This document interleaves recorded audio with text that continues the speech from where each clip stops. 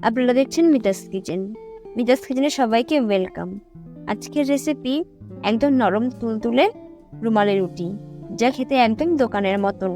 তো ঘরে থাকা উপকরণ দিয়ে কিভাবে রুমালি রুটি বানাবেন তা দেখে নিন। তো স্কিপ না করে পুরো ভিডিওটি দেখতে থাকুন।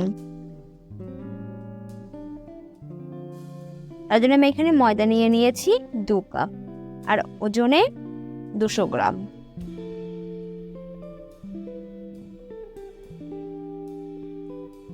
তারপর দিয়ে দিচ্ছি সামান্য পরিমাণে নুন।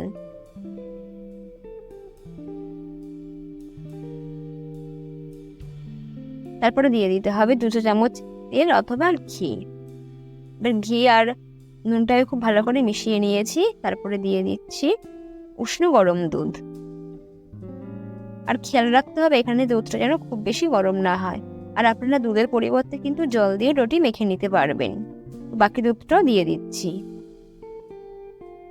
আর 2 কাপ ময়দার জন্য 1 কাপ দুধ হলেই কিন্তু রুটি ভালো মতন মাখা হয়ে যাবে। রুটি আবার খুব ভালো মতন মেখে নিয়েছি।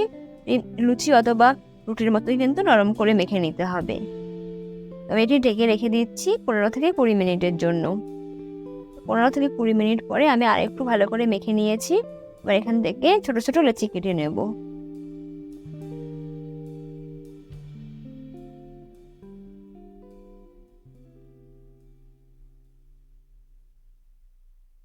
আমি লেচিগুলো খুব ভালো করে গোল করে নিয়েছি। এবার এগুলি বেলে নেব। আর বাকি যেই লেচিগুলি রয়েছে সেটি একটি ভেজা রুমাল দিয়ে ঢেকে রেখেছি।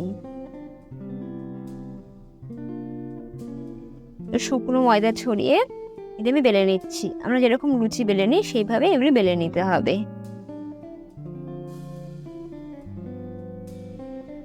এটি খুব ভালো করে বেলা হয়ে গেছে, বাকিগুলো বেলে নিয়েছি।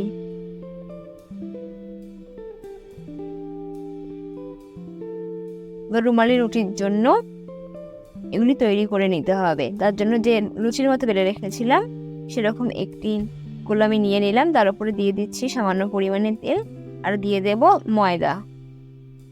খুব ভালো করে এটি মিশিয়ে নেব।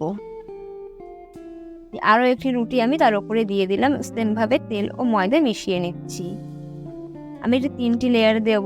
তার জন্য আমি এখানে 3টি রুটি একসঙ্গে নিয়ে নিয়েছি। এবার এটি খুব ভালো করে একটু বড় করে বেলে নেব।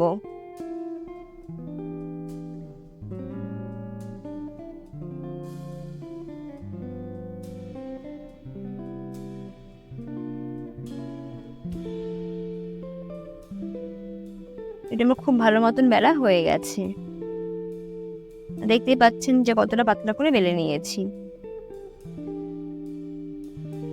এবার এগুলি ভাজার জন্য আমি একটি ননস্টিকের তাওয়া গরম করে নিয়েছি। তাতে রুটিটি দিয়ে দিলাম। রুটিটি দেওয়ার পরে প্রায় 1 মিনিট পরে আমি এটি উল্টে নিচ্ছি। তো সেম ভাবে এই সাইডটাও 1 মিনিটের মতন ভেজে নেব। 1 মিনিট মতো ভাজা হয়ে গেছে, আমি উল্টে দিয়েছি।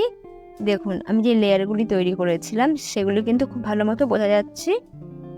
তো এইগুলি আমি খুলে নেব।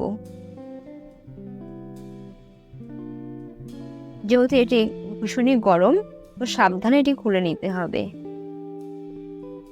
আর তেল আর ময়দা দেওয়ার কারণে দেখতেই পাচ্ছেন যে খুব ভালোভাবে কিন্তু এটি খুলে গেল।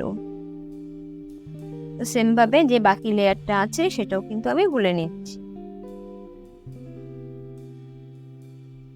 আবারও বলছি, এটি যেহেতু ভীষণই গরম থাকে, তো সাবধানে এটি খুলে নিতে হবে।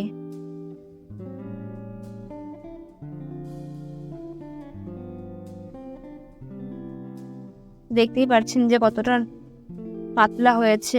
আর রুমালের রুটি পাতলাই হয় এরকম।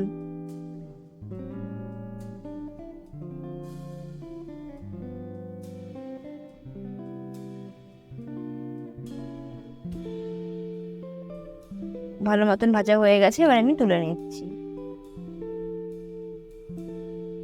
রেসিপিটি কেমন লাগলো সেটি আমায় কমেন্ট করে জানাতে পারেন।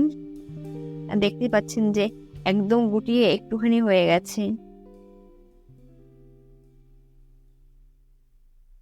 সবাই ভালো থাকবেন, সুস্থ থাকবেন। ধন্যবাদ। দেখা হচ্ছে পরবর্তী কোনো নতুন রেসিপিতে।